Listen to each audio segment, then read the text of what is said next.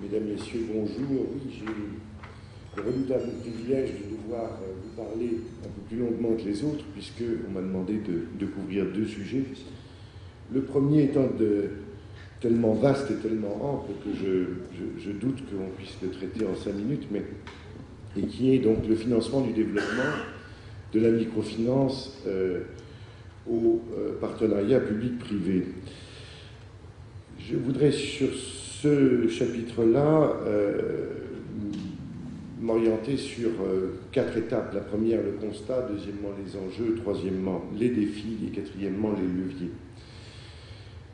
Tout d'abord, peut-être quelques mots de présentation. J'ai le plaisir de représenter devant vous la Banque européenne d'investissement, qui est l'institution financière de l'Union européenne, qui est présente, bien sûr, dans les 27 États membres de l'Union européenne, où elle fait l'essentiel de ses activités, mais aussi dans 130 pays dans le monde, puisque la banque réalise en fait toute l'aide remboursable que l'Union européenne accorde à 130 pays dans le monde au titre des accords de coopération et de développement.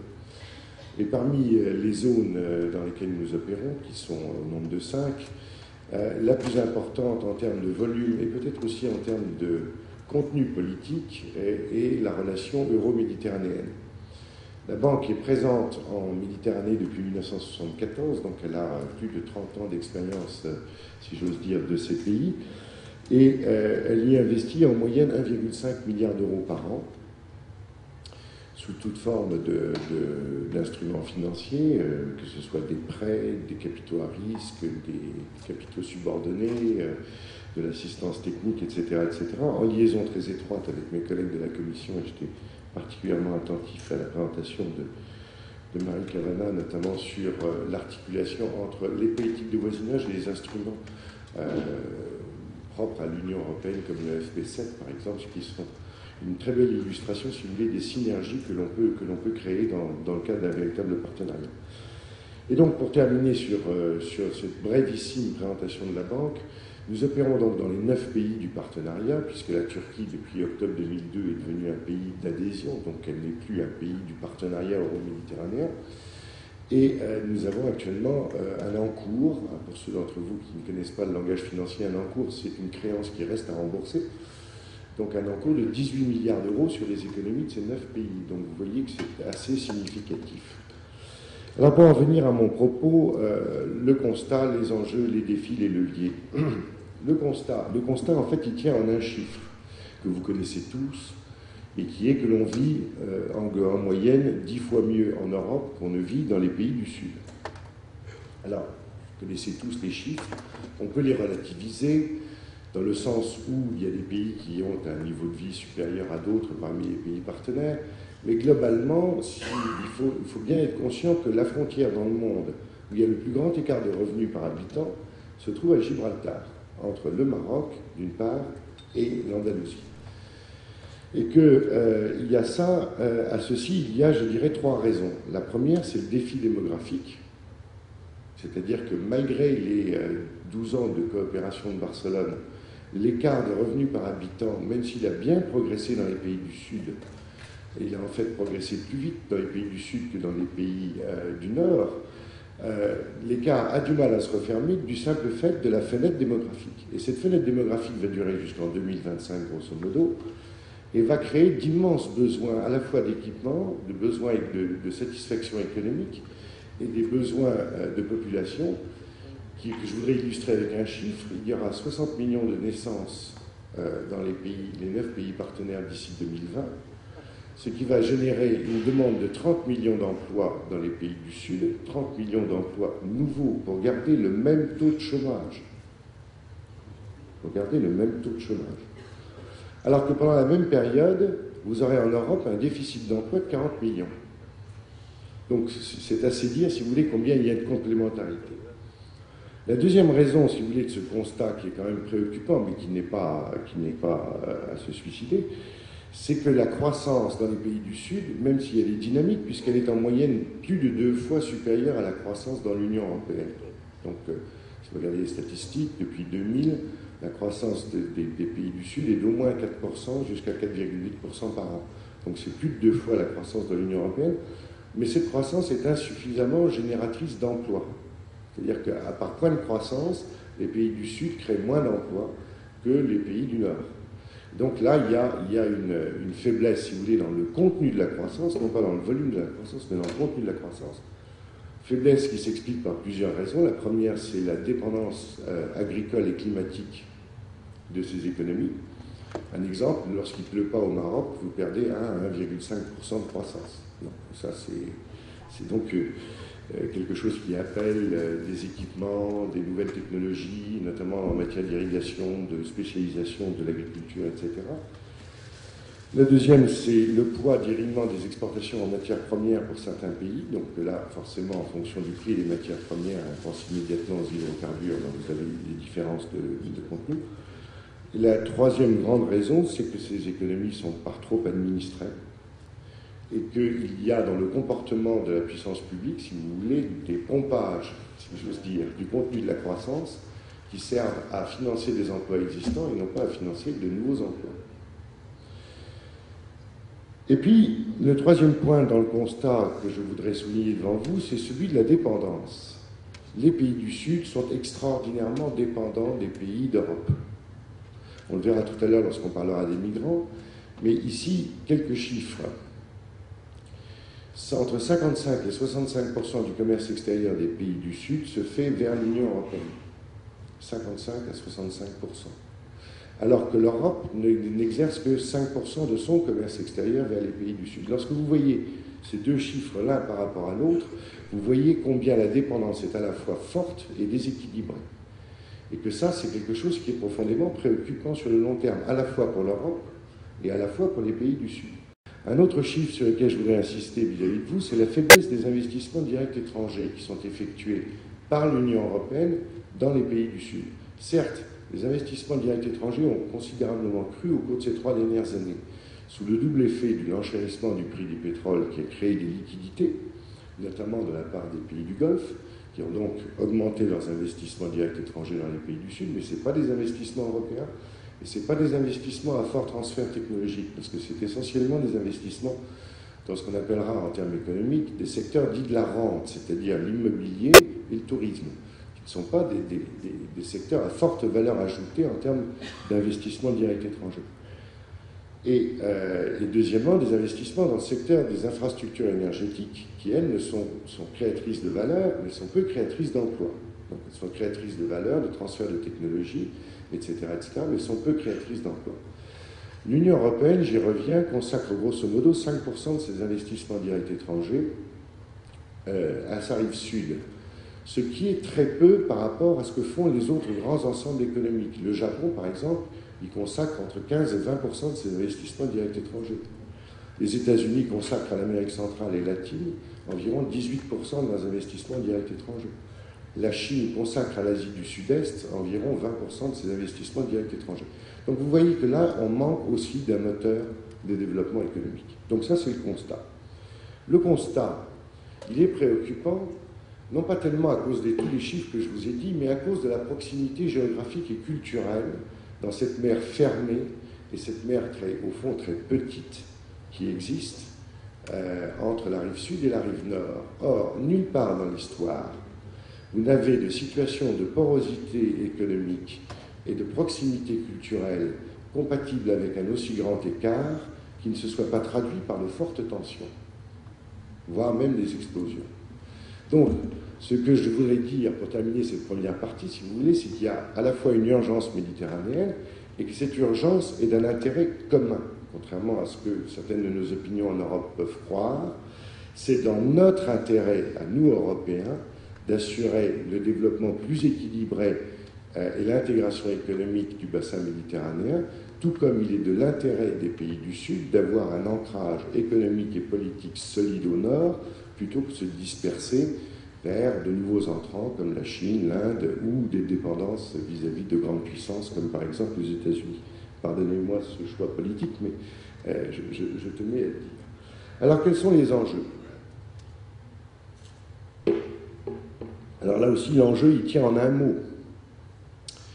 L'euro-Méditerranée, c'est actuellement 20% du PIB mondial.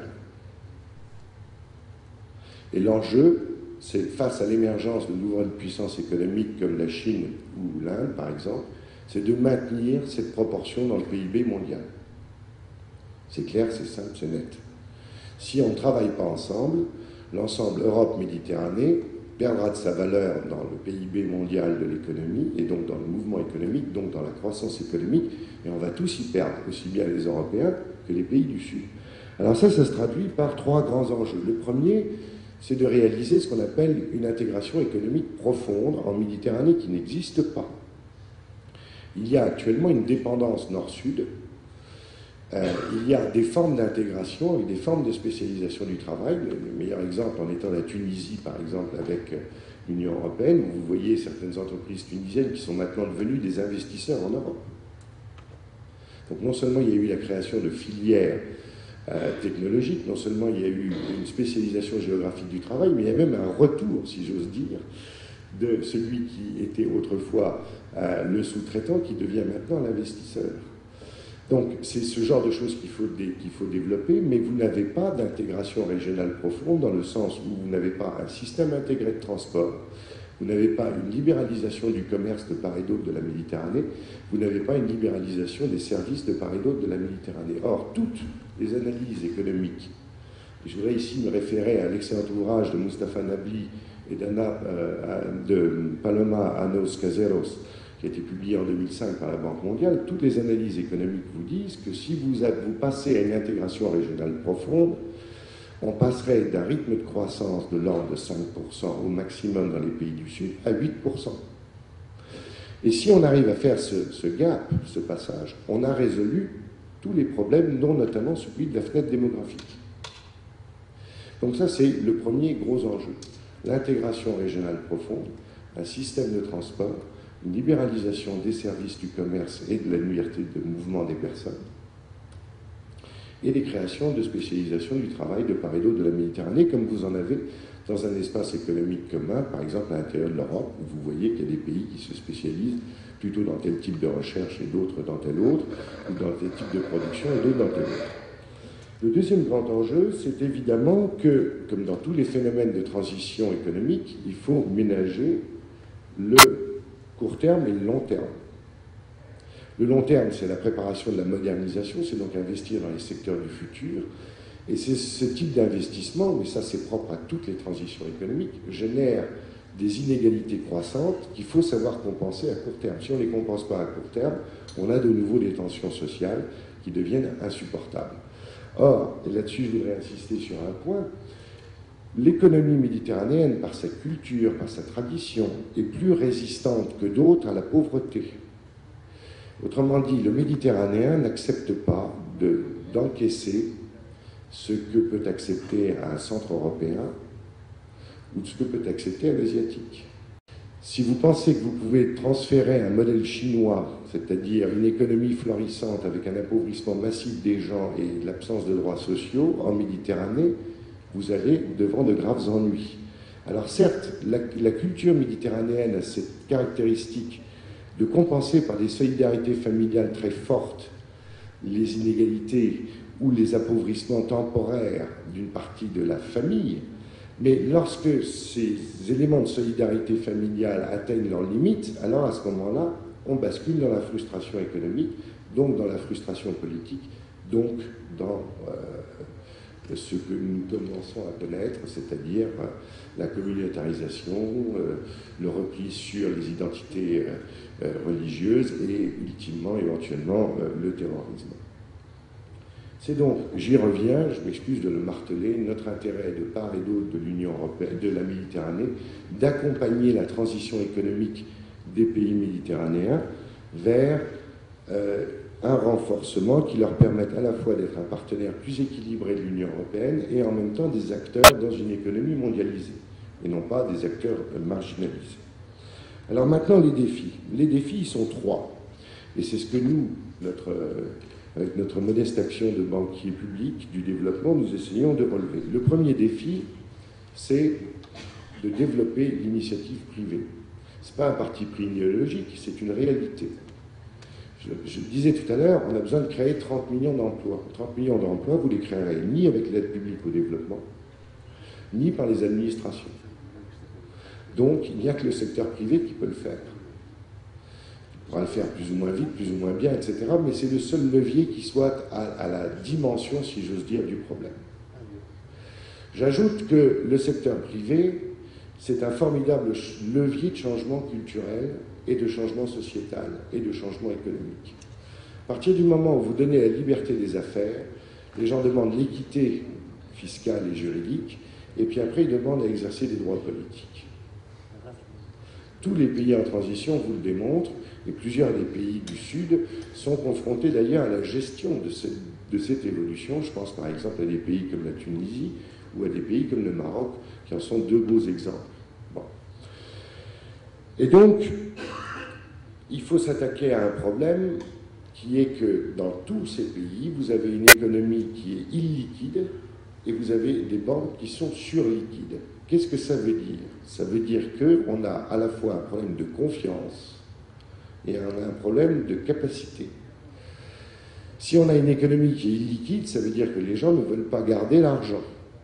Bon. Et que d'un autre côté, ils le placent dans des banques, mais ils ne le placent pas à long terme parce qu'ils n'ont pas confiance dans le long terme. Et ça, toutes les statistiques, je ne voudrais pas vous assassiner avec des chiffres, mais toutes les statistiques le démontrent, que ce soit les dépôts dans les banques, que ce soit le type de relation qu'ont les entreprises vis-à-vis des banques, elles sont toutes à court terme, mais très majoritairement à court terme. Je vous donne un exemple. 18% des PME jordaniennes, par exemple, sont bancarisées. Et à 80%, elles ont une relation avec leur banquier qui est inférieure à 1 an dans leur durée. Donc vous voyez le problème. Donc on a une économie qui est illiquide, on a des banques qui sont surliquides, et au fond, on a un vrai problème de transformation de l'épargne en investissement à long terme. C'est un problème transversal à des niveaux divers, un problème transversal à tous les pays partenaires méditerranéens. Ce n'est pas un problème insoluble et ce n'est pas un problème inconnu. Nous avons eu exactement les mêmes problèmes, par exemple, en Europe occidentale, dans le début des 30 Glorieuses, dans les années 50-60. Je veux dire, c'est un problème classique. Alors, qu'est-ce qu'il faut faire là? Il faut d'abord renforcer l'infrastructure bancaire. C'est ce que nous essayons de faire. L'infrastructure bancaire et financière. Parce que si vous n'avez pas de banque, si vous n'avez pas de fonds d'investissement, de capital investissement, vous n'avez pas un marché où les entreprises, et notamment les PME, peuvent aller chercher l'argent qui est nécessaire à leur développement économique. Si elles ne font pas de développement économique, elles, évidemment, ne créent pas d'emploi.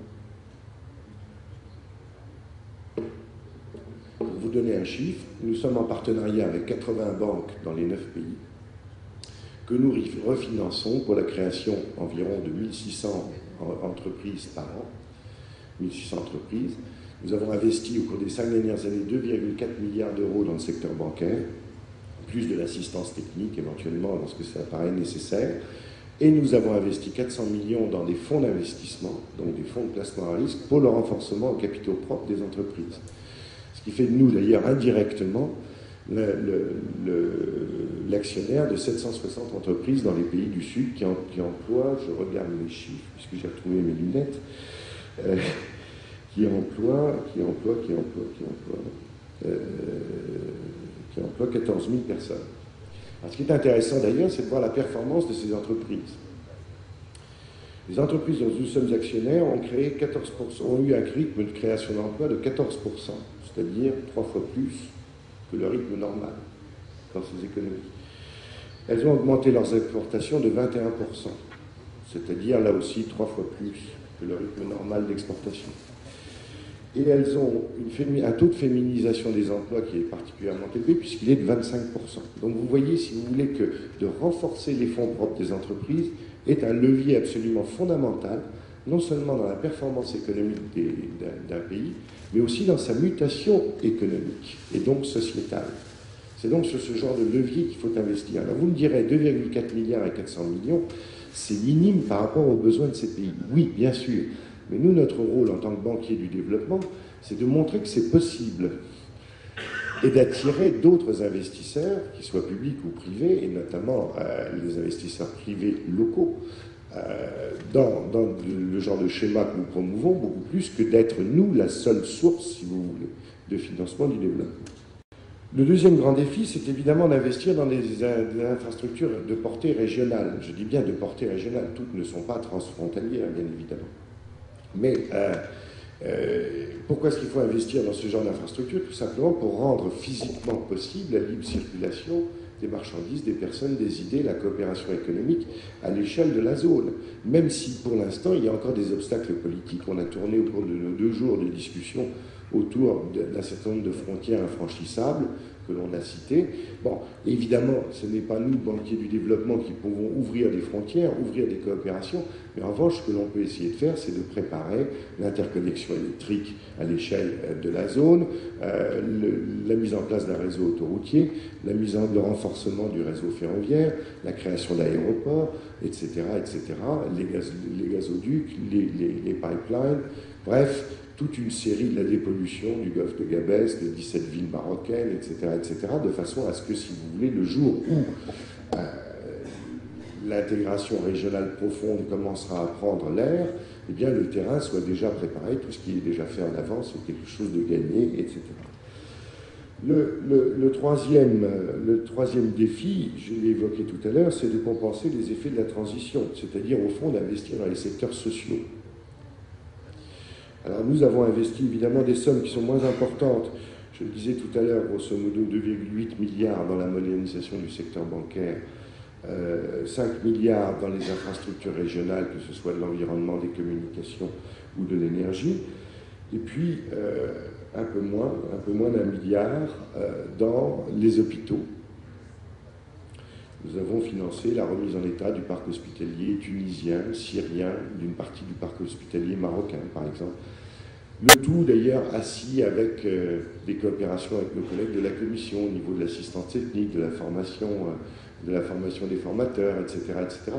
Et dans certains cas aussi en mettant en œuvre de la coopération décentralisée, par exemple. Donc, si vous voulez, du parrainage de ville à ville ou du parrainage de centre hospitalier à centre hospitalier.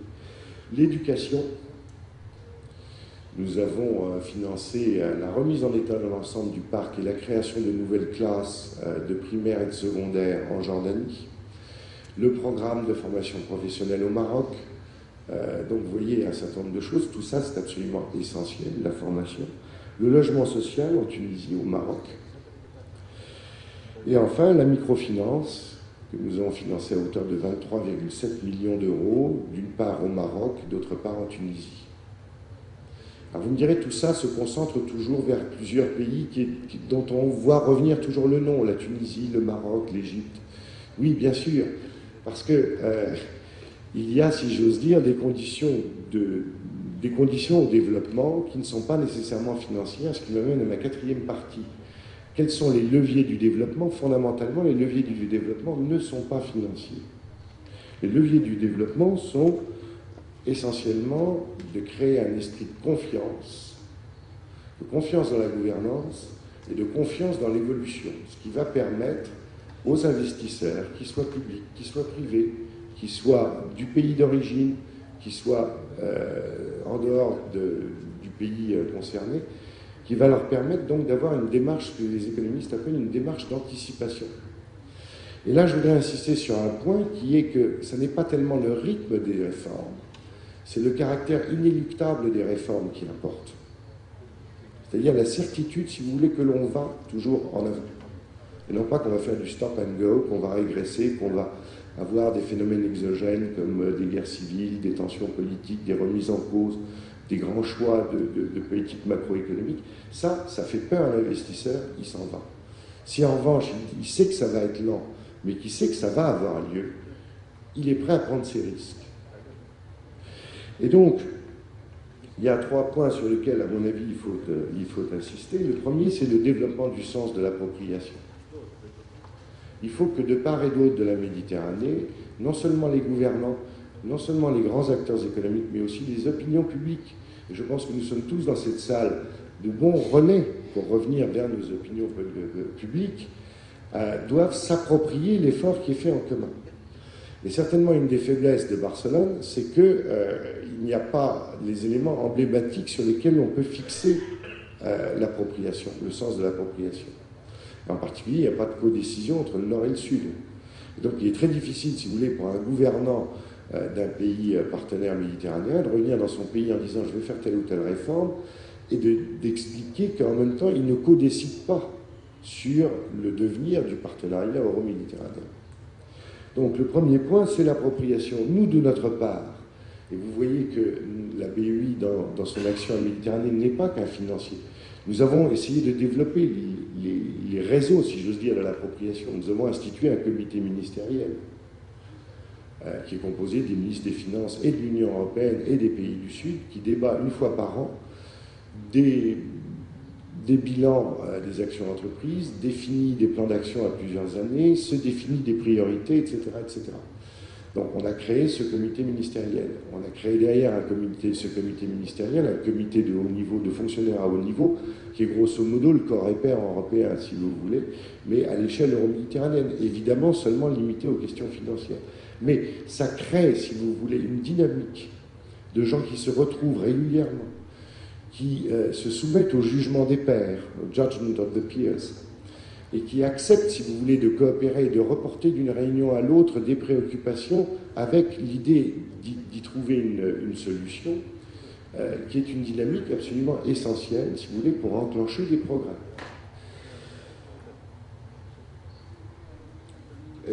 Toujours au titre de l'appropriation, je voudrais souligner que nous dialoguons de manière permanente avec la communauté des affaires, aussi bien au nord qu'au sud. On fait environ une vingtaine de réunions, que ce soit avec le MEDEF, avec l'UMCE, avec l'UTICA en Tunisie, etc., etc. Donc on parle avec la communauté des affaires pour leur dire ce que nous pouvons faire, pour entendre ce qu'ils attendent, etc., etc., pour disséminer le savoir. Et la dissémination du savoir, on le fait aussi par des études, par des conférences thématiques ou autres. Par exemple, nous avons étudié la question des migrants, je vais vous en parler tout à l'heure, la question du tourisme, la question des transports. Nous allons tenir une conférence sur la microfinance dans quelques jours à Tunis, le 5 mai, etc., etc. C'est pas notre intérêt direct, si vous voulez. C'est pas parce qu'on tient une conférence qu'on va prêter plus à des institutions de microfinance ou qu'on va faire plus de ponts ou de ports. Mais c'est simplement pour faire prendre conscience, si vous voulez, des problématiques du développement et des leviers du développement sur lesquels il est notre responsabilité collective d'agir et non pas c'est pas moi, c'est l'autre, où il n'y a qu'un faucon, si j'ose dire. Donc, et puis, le troisième point, c'est le partenariat entre entreprises. Ça me paraît être un levier extrêmement important. Pourquoi est-ce que ça me paraît être un levier extrêmement important? D'abord parce que tous les grands défis qu'on a, que ce soit en termes de lutte contre la pollution, de prévention du changement climatique, de gestion en commun de l'énergie, donc tous les grands problèmes même d'équipement des villes, tous ces sujets-là supposent un transfert de technologie et une gestion commune de la technologie entre le Nord et le Sud.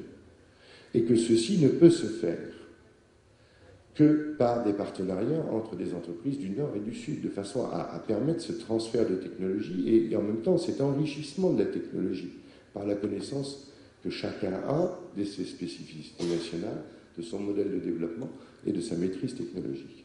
Donc le partenariat entre entreprises est extrêmement important. Je vous cite 2 chiffres pour vous donner l'ampleur des enjeux. Il a été étudié par mes collègues économistes de l'Institut de la Méditerranée à l'occasion des 10 ans de Barcelone, donc en 2005, les besoins d'équipement en utilité collective des 10 plus grandes villes méditerranéennes du sud et de l'est de la Méditerranée. On arrive au chiffre de 110 milliards d'euros d'investissement à réaliser d'ici 2020. 2020, c'est demain.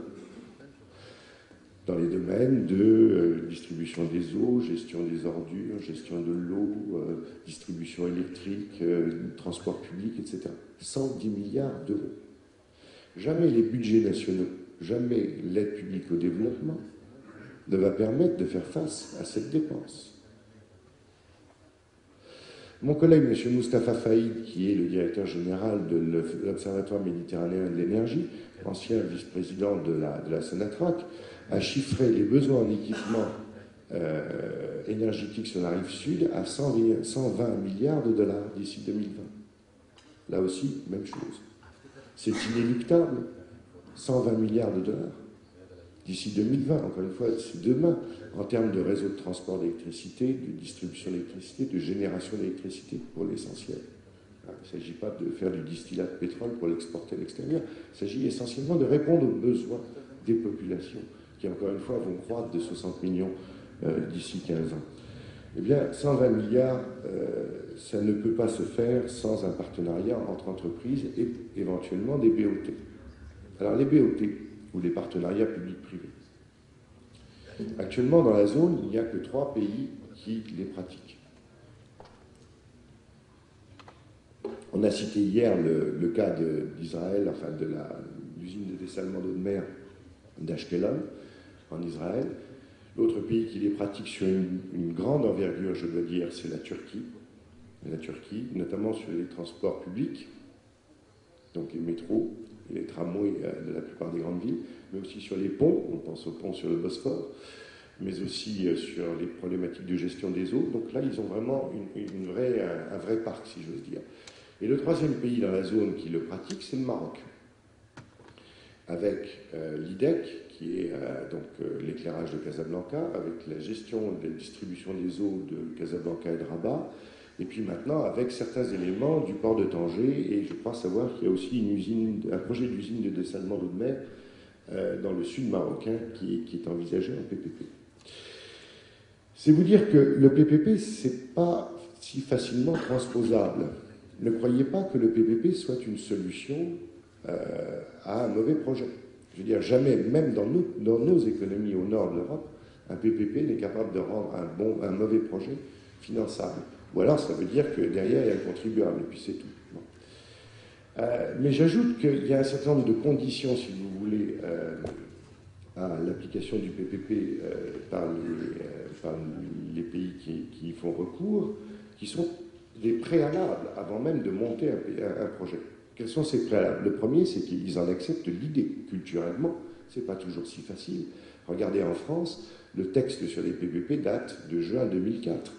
Il a fait l'objet de 3 recours en Conseil d'État et de 2 recours en Conseil constitutionnel, ce qui prouve quand même qu'il y avait une véritable résistance politique contre l'idée même du recours à ce genre de projet. Donc il faut un cadre législatif. Il faut surtout que l'État ou la puissance publique qui va concéder le projet, parce que ça peut être aussi une région, une ville, etc., ne croit pas qu'elle s'exonère de ses véritables devoirs. Quels sont ses véritables devoirs? Le premier, c'est de définir un cadre économique et de s'y tenir pendant toute la durée du cycle du projet. Et généralement, ce sont des cycles longs, ce sont des cycles de plusieurs décennies. Alors ça, c'est très difficile à faire accepter à un politique. De se dire, je fixe le prix du mètre cube d'eau pour 15 ans ou pour 20 ans, et que quels que soient les changements politiques, qu'on passe de gauche à droite ou de droite à gauche, je ne toucherai pas au prix du mètre cube, ou alors j'indemnise. C'est pas toujours facile à faire accepter, et c'est encore plus difficile à mettre en place. Or, il y a eu le précédent notamment de Aguas de Argentina, ce qui, comme vous savez, avait été mis en place par Suez, et qui a quand même coûté 750 millions de dollars à Suez, avec la nécessité d'aller refinancer son projet à toute vitesse en Europe, en euros, au taux du marché, etc., parce qu'elle se trouvait être en faillite virtuelle à Buenos Aires et dans 2 autres grandes villes argentines. Donc ça, si vous voulez, ça a laissé des marques et des traces dans l'esprit des opérateurs économiques. Et il y a un certain nombre d'opérateurs qui se disent, moi, si je n'ai pas un cadre certifié qui est adapté au modèle économique du projet et qu'on me certifie qu'il va être durable, je n'en reviens pas. Tant pis pour les Millennium Development Goals. Ça m'est égal. J'y reviens pas si je n'ai pas les conditions économiques. Et mesdames et messieurs, vous feriez pareil si c'était votre argent que vous alliez investir dans un projet, fût-il beau, fût-il collectif ou pas, dans un pays du Sud. La troisième grande condition, c'est évidemment l'accompagnement du projet vis-à-vis de l'opinion publique. Si la puissance publique s'exonère, si vous voulez, d'expliquer à son opinion pourquoi elle fait ce projet, pourquoi elle le fait en BOT, et non pas par une autre formule, et qu'elle n'est pas prête à le défendre vis-à-vis de son opinion publique en rendant des comptes, si vous voulez, sur la performance économique du projet, eh bien, il n'y a aucune raison à ce moment-là qu'elle se tienne au cadre et à ses engagements économiques et politiques qu'elle a pris vis-à-vis du concédant. Et puis enfin, une dernière et très importante condition, c'est qu'il faut qu'il y ait des marchés des capitaux dans le pays dans lequel on a recours à un PPP. Puisque c'est quoi un PPP? Ça consiste à demander à une entreprise privée, sur une ligne de partage de risque, de financer et de réaliser un investissement pour la puissance collective. Donc il va bien falloir trouver l'argent quelque part. Et cet argent, l'entreprise privée, elle va le chercher soit dans le système bancaire, soit dans les marchés des capitaux. S'il n'y a pas de marché des capitaux dans le pays dans lequel le PPP se fait, alors on soumet, si vous voulez, à l'opérateur à une quadrature du cercle absolument impossible à tenir. C'est-à-dire qu'elle va aller chercher son argent dans un pays développé, que ce soit l'Amérique du Nord, l'Asie ou l'Europe, et que donc elle va prendre un risque projet, plus qu'un risque commercial, plus un risque de change, plus éventuellement un risque de transfert, c'est-à-dire, comme dans le cas de la crise argentine, la fermeture des frontières et l'impossibilité de ramener pour servir sa dette l'argent qui a été généré par le projet. Donc il faut un marché des capitaux. Donc c'est pas étonnant que c'est eu lieu en Turquie, c'est pas étonnant que c'est eu lieu en Israël, deux pays qui sont bien dotés en matière de marché des capitaux et en matière d'infrastructures bancaires, et c'est pas étonnant que ça commence au Maroc, parce qu'effectivement, le Maroc commence à envisager l'ouverture de son marché des capitaux à des investisseurs étrangers. Alors pour notre part, nous avons essayé de développer des produits en faveur des BOT, qui sont des financements structurés, des financements subordonnés, des apports en capital pour les sociétés véhiculaires. Et nous sommes actuellement en discussion avec plusieurs pays du Sud en leur disant « ouvrez vos marchés des capitaux à des investisseurs non résidents, dont notamment nous ». Ça nous permettra d'emprunter en monnaie locale pour prêter en monnaie locale à des projets en utilité collective ou en PPP. Mais évidemment, là aussi, c'est encore une réforme et ce n'est pas si facile à faire. Je voudrais terminer cette présentation avec des conclusions sur 3 axes de progrès.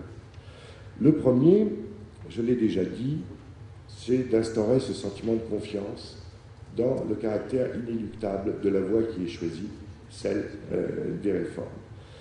Le deuxième, c'est qu'il faut que les pays du Sud et du Nord lèvent les 2 ambiguïtés qui sont transversales à la Méditerranée et dans leurs relations.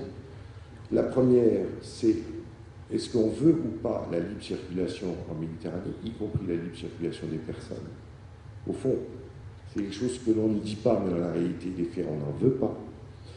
Et c'est d'autant plus paradoxal que vous avez 9 millions de ressortissants des pays du Sud qui sont durablement installés dans les pays du Nord. Donc je veux dire, là, on voit un décalage total entre nos politiques et la réalité. Ça fait 60 ans que nous avons une importante population dans nos pays en Europe qui nous vient du Maghreb ou du Machrek. Il faut en tenir compte et accepter la réalité et permettre que ces gens-là bougent plutôt que de faire semblant qu'ils ne bougent pas au risque de créer des situations sociales vraiment très difficiles. Et puis, deuxièmement, il faut assumer la codécision. Or, finalement, jusqu'à présent, là aussi, c'est une ambiguïté qui n'a pas été levée. Le projet d'Union pour la Méditerranée devrait permettre de catalyser un changement sur ce point, c'est-à-dire de créer une codécision, donc une gouvernance régionale. Mais assumer la codécision, ce n'est pas quelque chose de facile. Ça veut dire qu'on accepte d'être lié par une décision à laquelle on s'est soi-même opposé, mais que par le principe majoritaire, on accepte que cette décision s'applique à tout le monde. Que l'on accepte qu'elle soit prise par un partenaire dans lequel on n'a pas nécessairement vocation à se reconnaître à 100%. Parce que, justement, il est du Sud, parce que son avancée démocratique est différente, parce que sa culture est différente, mais que néanmoins, c'est une codécision. Et j'en terminerai là. Si vous voulez accepter la codécision, c'est lever 2 peurs. Celle qu'ont les pays du Sud pour l'Union, c'est-à-dire, au fond, les pays du Sud ont souvent peur de l'Union, souvent peur de ce que ça suppose. C'est-à-dire que, par exemple, si le Maroc a voté contre une décision, elle doit être appliquée même parce qu'elle a été votée oui par exemple, l'Algérie, la Tunisie et l'Égypte. Bon.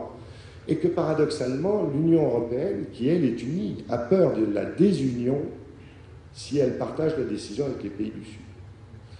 Voilà. Je voudrais m'en arrêter là avant de vous parler, Monsieur le Président de séance, des questions des migrants. Merci beaucoup.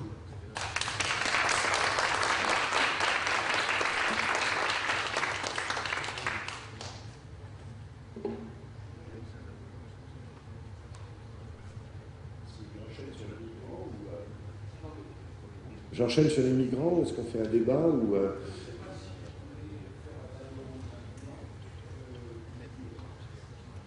Ouais, je suis entre vos mains, moi.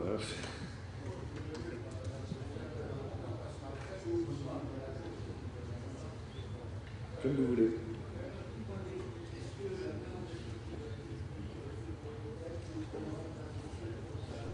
Ça, je l'ai écrit hier. Donc, alors, je vous la photocopie volontiers, mais je me fais beaucoup de plaisir à lire mes hiéroglyphes. Non, ce que je vais essayer, c'est de la mettre au propre. Bien sûr. Bien sûr. Je vous remercie pour cette présentation très approfondie de la situation économique. Nous reviendrons donc un petit peu sur ces thèmes après la pause, mais maintenant, je demande à ce qu'on organise la table ronde et qui pourra intégrer les questions que vous aurez éventuellement à poser sur ces présentations de ce matin. Le deuxième exposé sera après la pause. Voilà. Et maintenant, j'appelle les participants à la table ronde de bien vouloir monter à la tribune, se présenter ici. Et voilà, si vous voulez bien. Alors, je sais que certains d'entre vous voulaient faire une petite présentation. Oui, s'il vous plaît, tous les participants de la table ronde et peut-être aussi les personnes qui ont parlé ce matin également, parce que nous allons ouvrir, si possible, le débat sur toutes ces questions. Alors, je sais que vous avez déjà une présentation, alors une très brève présentation de ce que vous avez à nous dire, qui vous situera un petit peu votre et je demanderai à chacun peut-être de ne pas faire plus que 5 minutes de présentation pour qu'on puisse avoir quand même un débat.